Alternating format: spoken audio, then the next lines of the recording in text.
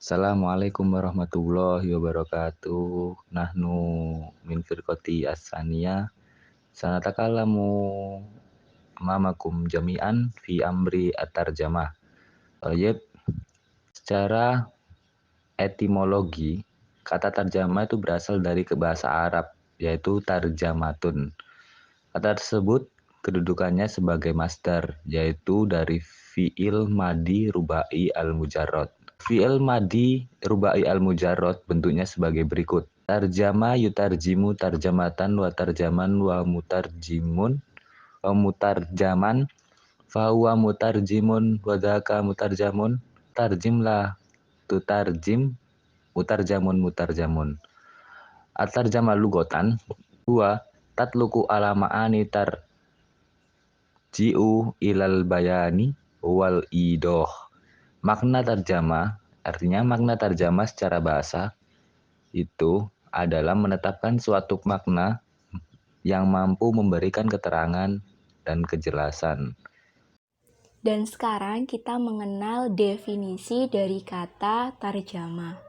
Di sini ada 3 definisi, yakni ada definisi tarjamah dari KBBI, kemudian definisi tarjamah secara bahasa, dan definisi tarjamah secara istilah.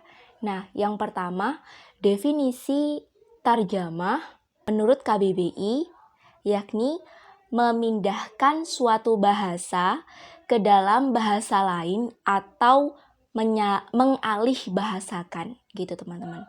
Kemudian definisi tarjamah secara bahasa yakni memindahkan bahasa pokok ke bahasa sasaran. Dan yang ketiga ada definisi tarjamah secara istilah, yakni memindahkan suatu kalam atau pembicaraan atau kalimat dari suatu bahasa ke dalam bahasa lain dengan memenuhi arti dan maksud yang terkandung di dalamnya. Urgensi terjemah. Yang pertama, dibutuhkan sebagai pengembangan bahasa. Mata pelajaran dan kuliah terjemah berfungsi sebagai sarana pengembangan bahasa bagi pelajar. Terjemah sebagai penunjang keterampilan berbicara dan menulis. Selain itu, berperan sebagai sarana keberhasilan belajar mahasiswa bahasa Arab. Yang kedua, dibutuhkan sebagai nilai lebih pelajar. Keterampilan menterjemah dapat menjadi nilai tambah bagi seorang lulusan, dan keterampilan menterjemah dapat menjadi peluang usaha bagi lulusan bahasa Arab. Yang ketiga, dibutuhkan untuk ahli ilmu. Keterampilan menerjemah dibutuhkan untuk ahli ilmu pengetahuan, teknologi, kebudayaan, dan agama dari negara maju ke negara berkembang. Yang keempat, dibutuhkan sebagai keahlian. Menterjemah sebagai keterampilan yang melekat sebagai sebuah keahlian. Keterampilan tersebut dibutuhkan oleh guru, dosen, serta penerjemah. Yang kelima, untuk menterjemah teks asing. Terjemah dibutuhkan untuk menerjemahkan teks asing yang perlu dipublikasi ke bahasa tujuan. Bidang yang diterjemah berupa buku atau film. Unsur terjemah. 1. Bahasa sumber, al-lughatul masdar, al-lughatul mutarjimatu anhu aw lughatul asl. 2. Bahasa sasaran, al-lughatul mustahidaf, al-lughatul mutarjimatu ilaiha aw lughatul an-naql. 3. Padanan, mu'adal. 4. Pesan, fakratu atau informasi, sesuatu yang berada di luar bahasa tersebut atau suatu objek yang dibicarakan. Objektif. 5. Maksud, fenomena yang ada dalam bahasa itu sendiri. Subjektif. 6. Makna, segala sesuatu yang difahami seseorang baik berasal dari kata, ungkapan maupun kalimat, bersifat linguistis. Unsur keempat dan kelima disebut juga sebagai komponen pesan. Slide kelima, yakni metode penerjemahan. Menurut Molina dan Albir, translation method refers to the way particular translation process that carried out in the term of the translator objective. Nah, untuk yang kedua, yakni setiap metode penerjemahan merujuk pada cara tertentu yang digunakan dalam proses penerjemahan sesuai dengan tujuan dari penerjemahan tersebut.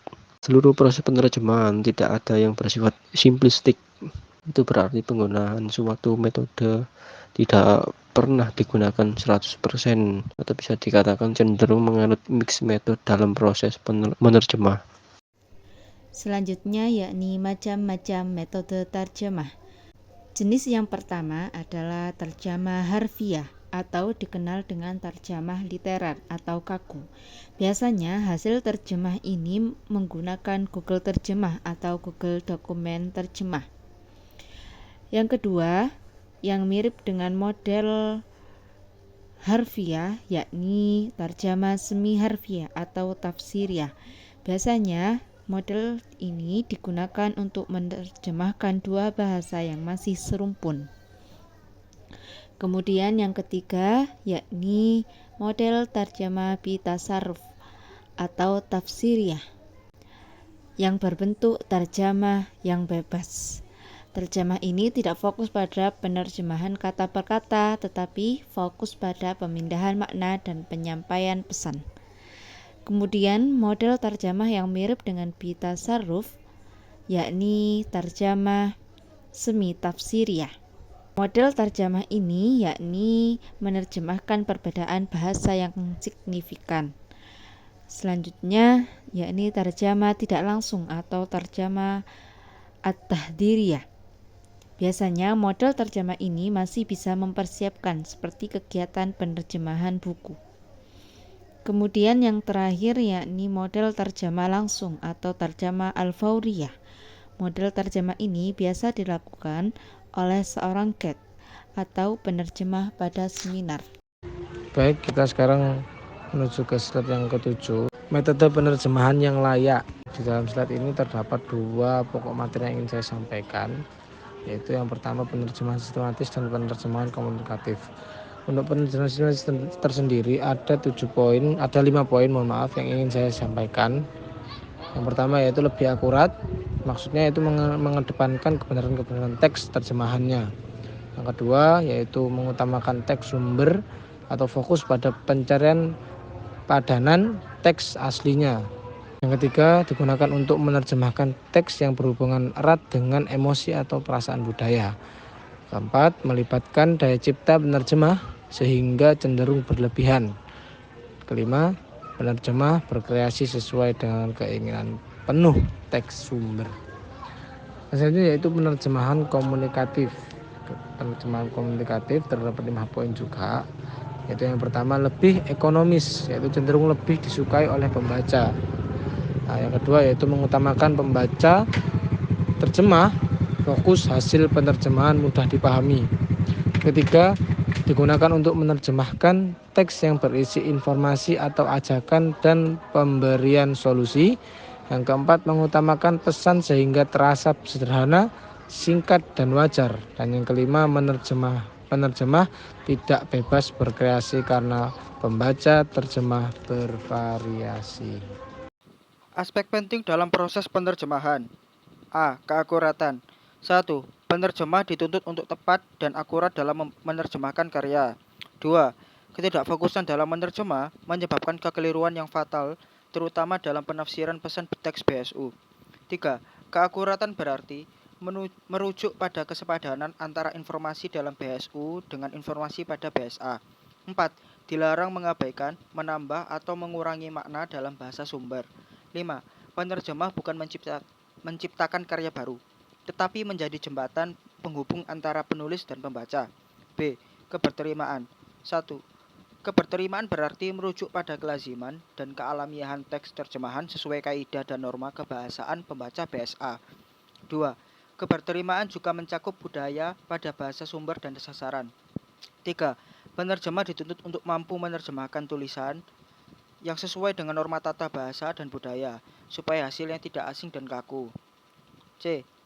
Keterbacaan.